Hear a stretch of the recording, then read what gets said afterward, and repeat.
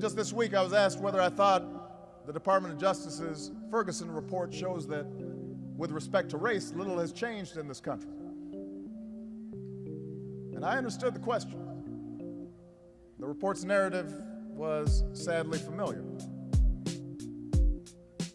It evoked the kind of abuse and disregard for citizens that spawned the civil rights movement. But I rejected the notion that nothing's changed. What happened in Ferguson may not be unique, but it's no longer endemic. It's no longer sanctioned by law or by custom. And before the civil rights movement, it most surely was.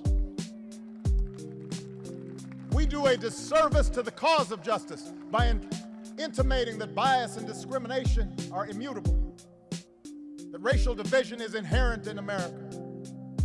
If you think nothing's changed in the past 50 years, ask somebody who lived through the Selma or Chicago or Los Angeles of the 1950s.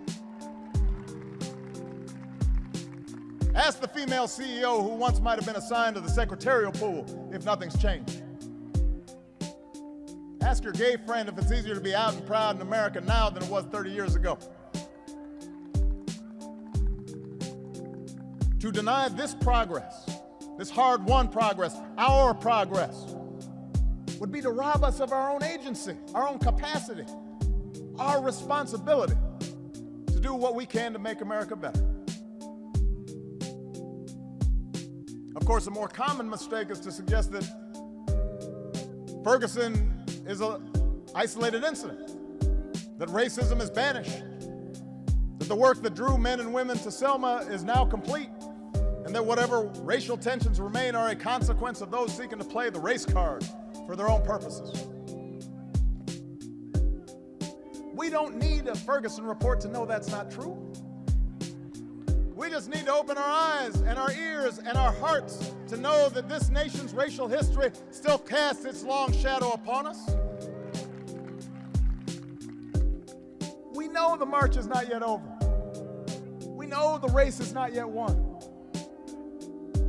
We know that reaching that blessed destination where we are judged, all of us, by the content of our character requires admitting as much, facing up to the truth.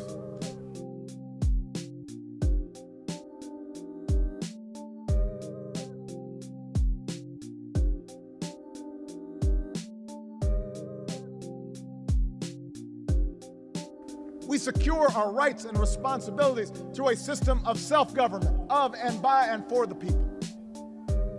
That's why we argue and fight with so much passion and conviction, because we know our efforts matter. We know America is what we make of it. Look at our history. We are Lewis and Clark and Sacagawea, pioneers who braved the unfamiliar, followed by a stampede of farmers and miners and entrepreneurs and hucksters. That's our spirit. That's who we are. We are storytellers, writers, poets, artists who abhor unfairness and despise hypocrisy and give voice to the voiceless and tell truths that need to be told. We are the people Emerson wrote of, who for truth and honor's sake stand fast and suffer long, who are never tired so long as we can see far enough,